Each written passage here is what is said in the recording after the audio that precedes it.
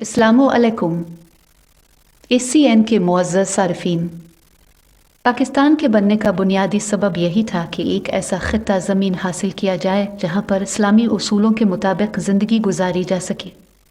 और जब ये मुल्क मिला तो जहाँ इस्लामी क़वानीन और उसूल राइज किए गए, वहीं पर कुछ ऐसे रिवाज भी छप छुपा कर हमारे मुआशरे में सरायत कर गए जिनका इस्लाम से तो कोई ताल्लुक़ न था, मगर मुआशरती रिवाज की सूरत में वो हमारी जड़ों में बैठ गए। इस्लामी कानून के मुताबिक बेवा औरत को बहुत इज्जत से नवाजा गया है और उसके लिए शौहर के मरने का मतलब ज़िंदगी का ख़ात्मा नहीं था, बल्कि इसको यह हक दिया गया था कि वो अगर चाहे उम्र के किसी भी हिस्से में हो अपनी मर्ज़ी से अपनी बाकी ज़िंदगी गुजार सकती है। मगर इसके बरखिलाफ़ कुछ ऐसे क़वानीन हमारे मुआशरे में बेवा औरत के लिए आज भी मौजूद हैं जो कि एक सवालिया निशान हैं। हिंदू मुआशरे में एक बेवा के लिए लाजमी होता है कि वो सफ़ेद रंग के अलावा किसी और रंग का लिबास नहीं पहन सकती है। अगरचे हमारे मुआशरे में इस बात पर बहुत सख्ती से अमल नहीं किया जाता है, मगर उसके बावजूद मुआशरा अपनी बहुत वसी नज़री के बावजूद बेवा औरत को शौक़ और तेज़ रंगों के साथ कबूल करने को तैयार नहीं है, और उनकी यही ख्वाहिश होती है कि बेवा हल्के रंगों के कपड़े ही पहने, और अगर कोई औरत तेज़ रंग के कपड़े पहन ले तो इसको सख्त तनकीद का निशाना भी बनाया जाता है। बेवा औरत को शादी ब्याह के मौक़ों पर दूर रहने को कहा जाता है। दुल्हन के हाथों पर मेहंदी लगाते हुए भी सबकी यही कोशिश होती है कि बेवा औरत इस रस्म से दूर रहे।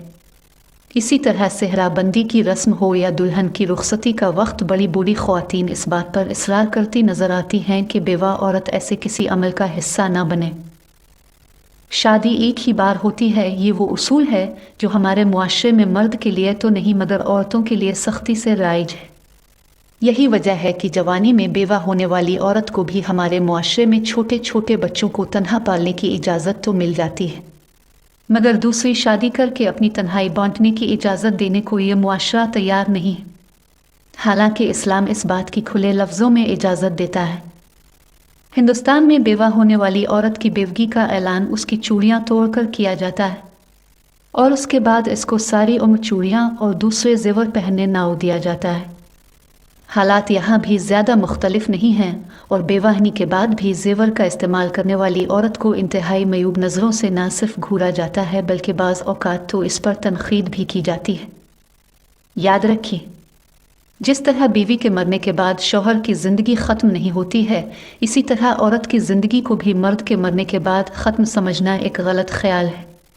बेवा औरत को भी मुआशरे में वो तमाम हुकूक मिलने चाहिए हैं जो कि इस्लाम इसको देता है।